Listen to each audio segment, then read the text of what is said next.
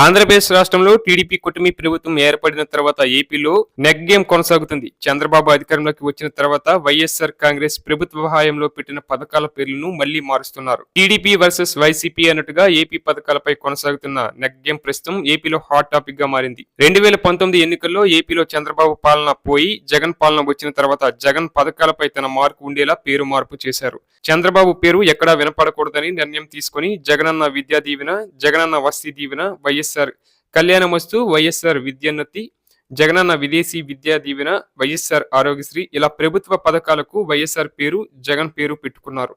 గతంలో ఉన్న కొన్ని పథకాల పేర్లు మార్చి కొత్త పథకాలను తీసుకువచ్చిన జగన్ ప్రతి పథకంలోనూ తన మార్కు ఉండేలాగా తన పేరు, తన తండ్రి పేరు ఉండేలాగా చూసుకున్నారు.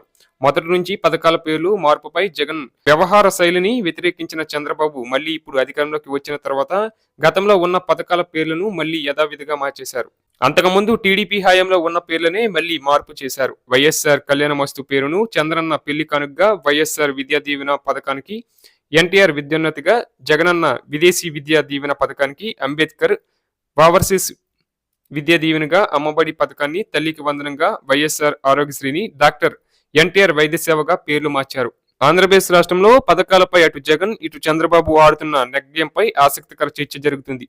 ప్రజలకు ఇచ్చే పథకాలకు ఇలా ఎవరికి వారు తమ మార్కు ఉండేలా పేర్లు పెట్టుకోవడం ఏపీ వాసులను విస్మయానికి గురి చేసింది. ఎవరికి వారు గత ప్రభుత్వ పాలన తాలూకా గుర్తులు ఉండకూడదని భావిస్తూ పేర్లు మార్చడం పైన ప్రత్యేకంగా దృష్టి పెడుతున్నారని ఏపీ వాసులు భావిస్తున్నారు. ఇలా ప్రభుత్వాలు మారినప్పుడల్లా పేర్లు మారుస్తూ నెగ్ గేమ్ ఆడటం మంచిది కాదని మరికొందరు అభిప్రాయం వ్యక్తం చేస్తున్నారు.